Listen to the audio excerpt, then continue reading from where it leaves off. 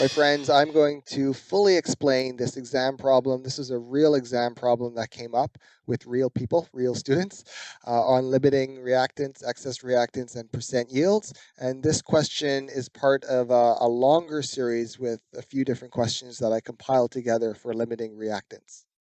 The important thing to know when you look at a chemistry question is what type of a question is this? And this is a limiting reactant question because we have a balanced chemical equation and we have a certain amount, in this case mass, of each reactant. So if this is the case, then we know that very, very likely one of them will be used completely. One of these will get used up completely, and there'll be a little bit of leftover of the other one, the one that's in excess.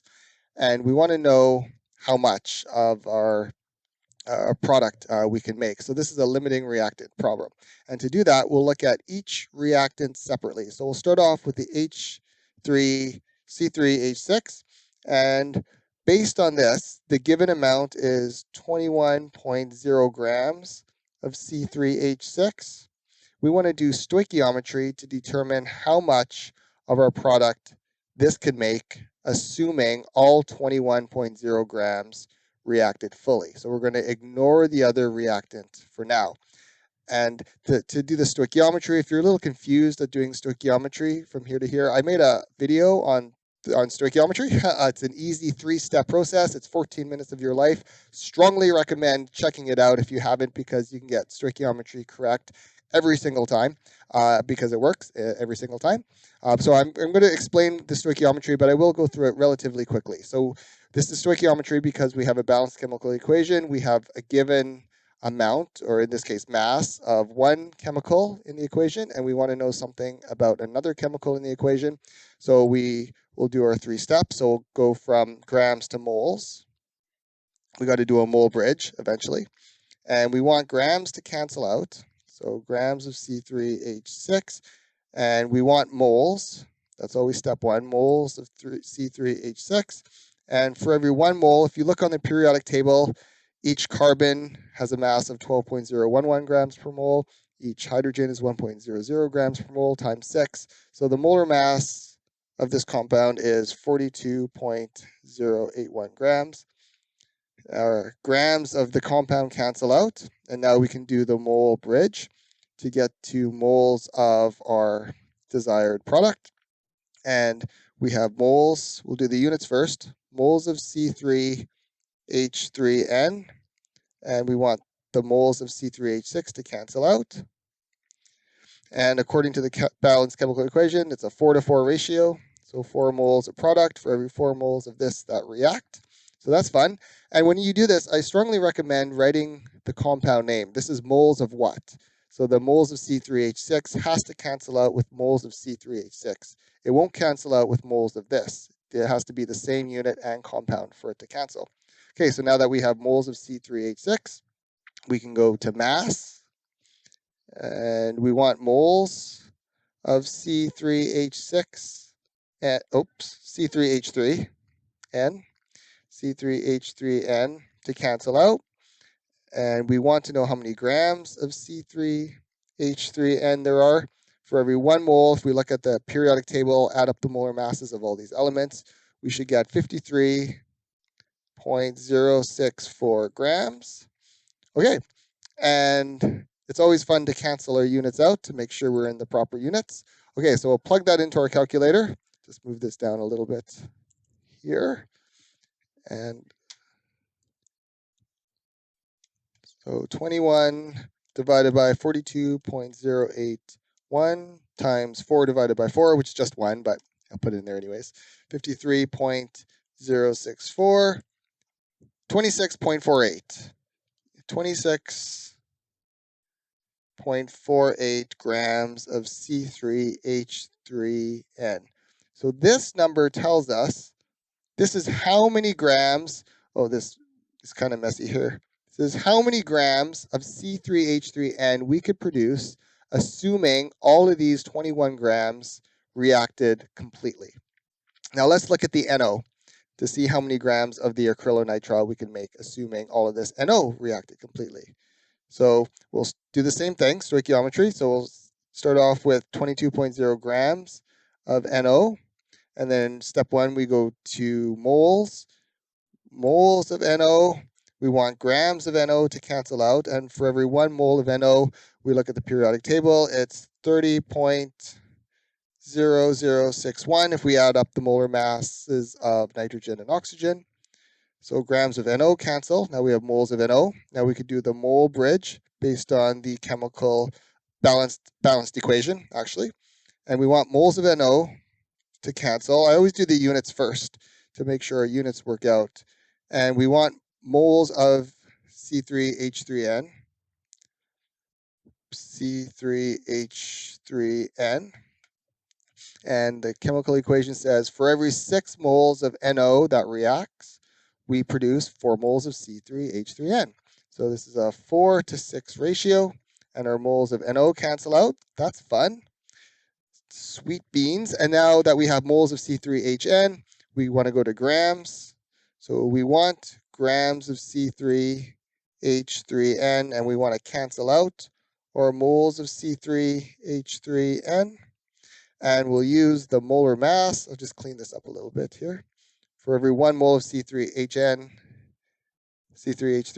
it weighs this number here, 53.064 grams. Okay, so I'll plug that into the calculator. 22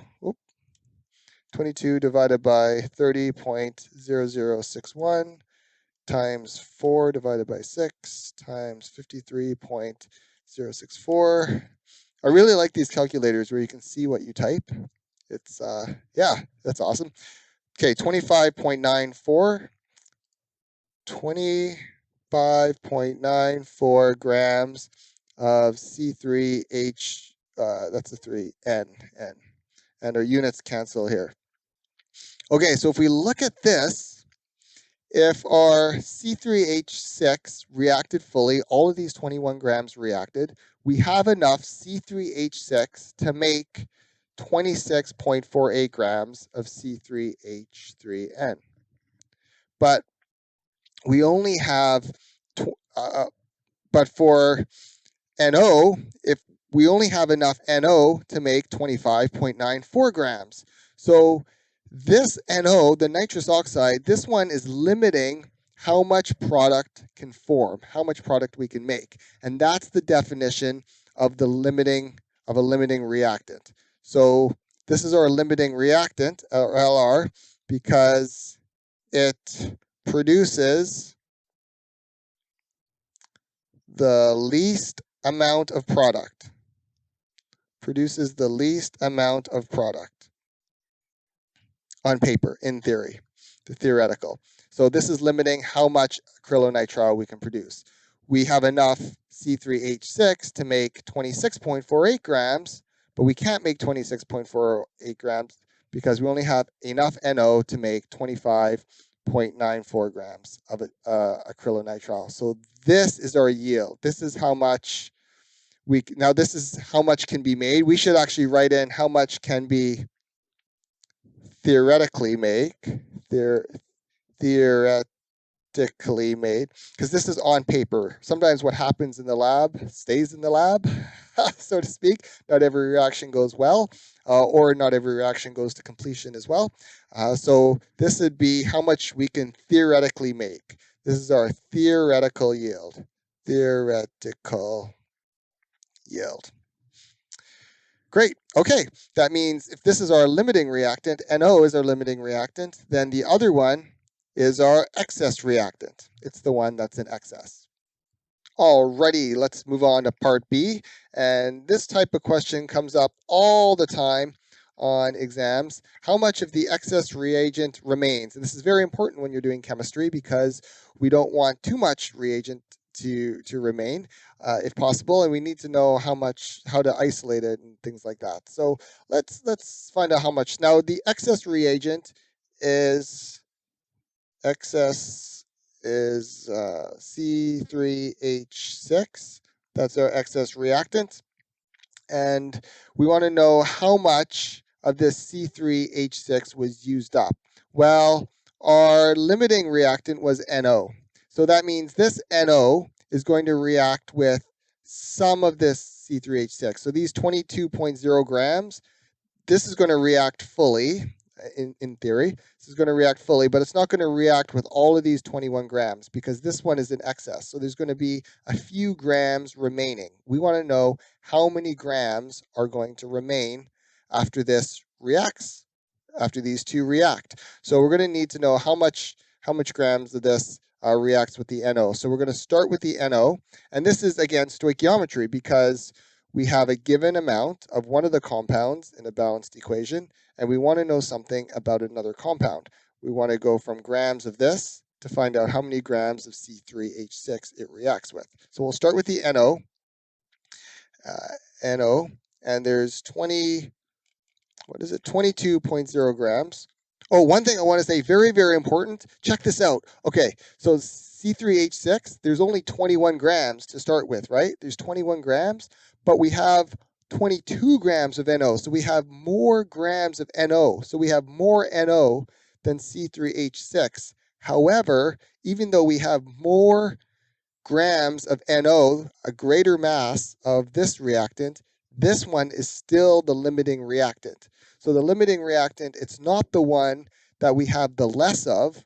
The limiting reactant is the one that produces the least amount of product. And the only way you can do this, unless you can do it in your head for some kind of magic reason, if you're a math whiz or something, the only way to do this is to go through the stoichiometry and figure out which one produces the least amount of product. Okay, or do some kind of stoichiometry. There's another method I'll show you in the next question, but this is basically the way to do it. Okay, so we'll start off with 22.0 grams of NO to find out how many grams of C3H6 reacts with these 22 grams of NO. So these are grams of NO, and we got to go to moles of NO. So we'll write the units first, moles of NO, and we want grams of NO to cancel out. For every 1 mole of NO, we look at the periodic table. It weighs 30.0061 grams. So our grams of NO cancel out. And we want to get to moles of C3H6. So we'll put moles of NO downstairs to cancel out. And we want moles of C3H6. And based on our periodic or our balanced equation, 4 moles of C3H6 react with every 6 moles of NO. So it's a 4 to 6 molar ratio, and our moles of NO cancel out. Now that we're in moles of C3H6, we can find out how many grams reacted with these 22.0 grams of NO. So we want to cancel out moles of C3H6. So moles of C3H6, and we want grams of C3H6. So the molar mass of 3 C's and 6 H's is 42.081 grams for every 1 mole. And our moles of C3H6 cancel out, so our only unit is grams of C3H6, which is what we want. Alrighty, we'll plug that into our calculator. And 22 divided by 30.0061 times 4 divided by 6 times 42.081 gives us 20.57. There's 3 sig figs here. Oh, did I do the rates? I'll go back in a minute. 20.57 grams. 20.57 grams. We actually only have 3 sig figs here, right? So we're only significant to 3 sig figs here. And make sure you write the units and what the compound is. That's very important so you don't get confused.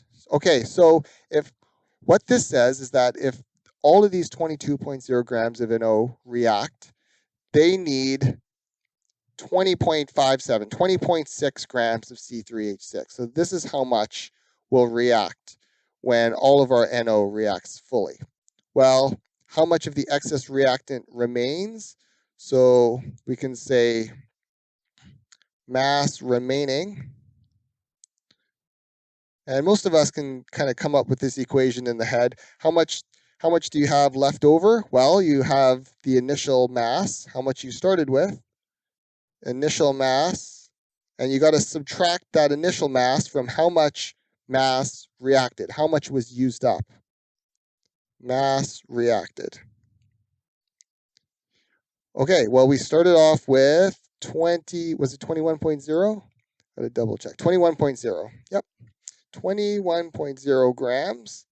And we reacted of that 21.0 grams, 20. Oh, look at okay, no, it's okay. The sig figs work out. 20 point, it's very close, almost not much remaining, but there's a little bit left remaining. 20.57 grams. Okay, and I recommend using one or two more digits than you actually need if you're going to use this number in further calculations, and so you only round once at the very end. 20.57. Okay, so 0.43 grams. 3 grams of C3H6.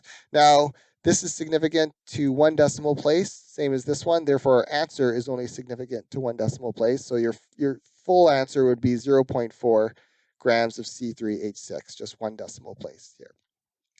Wanted to go back. So here, what mass can be made? We have 3 sig figs. So our answer, and these are exact units, the mole bridge, molar ratio. So our answer should only have 3 sig figs as well, not 4 here. So this should be 25.9 grams of C3H3N for full marks. You'll lose a partial mark if you don't do sig figs, probably, unless your prof doesn't care, but most do. So there we go, 3 sig figs. Okay, life is good. All right, next, like super common part that you'll see on your midterm and final is if the percent yield is 83%, what's the actual yield? And you just kind of got to remember this equation. Percent yield, it's intuitive for some of us, equals how much you made, the actual yield over the theoretical yield. Theoretical yield. And times 100% because we want it to be in a percent. And I remember this as A over T, so it's in alphabetical order. Percent equals A over T, just like that. Okay, percent yield is 83%. And we want to know what the actual yield is. I'm just going to abbreviate as AY, if that's okay. And the theoretical yield is how much we could produce based on the limiting reactant, assuming the reaction went to completion and was perfect and all that stuff. So the theoretical yield is a calculation yield. Maybe I should write that down. This is a based on calculations. So based on calculations and the limiting reactant. And the actual yield is what you get in the laboratory. So this is what you make, what you actually make. What you actually make. So what's staring at you on the balance when you put it back on the scale, the white powder or whatever you make, when it's looking at you after spilling it on your partner and stuff, that's your actual yield. Theoretical is just how much we kind of theoretically make based on the limiting reactant. So we go back up here and we can theoretically make 25.9. I'm going to keep this extra digit because we don't want to round until the very end unless we're reporting it. So 25.9, whoops. It's not really going to matter for sig figs because we only have 2 here, but it's good practice. All right, so plug that in. I'll do the algebra actually just so you see it. So if we solve for the actual yield, it's going to be equal to, oh, this is times 100%. Right, the equation has 100% here, so I got to put the 100% here. So the actual yield equals 83% times 25.94 grams divided by 100%. That way our percent cancels out and we're left in grams. Left with grams. 83 times 25.94 divided by 100. And our actual yield is 21.5 grams. It's less than the theoretical yield. It should always be yet less, unless there's some error, instrument error, or it's wet. It's not fully dry or whatnot. So 21.5 grams. Here we only have 2 sig figs. 21.5 grams. Unfortunately, the percent yield is only in 2 sig figs, which is usually how it is. Usually percent yields are rounded to whole numbers. So we would report this as 22 grams of C3H3N acrylonitrile.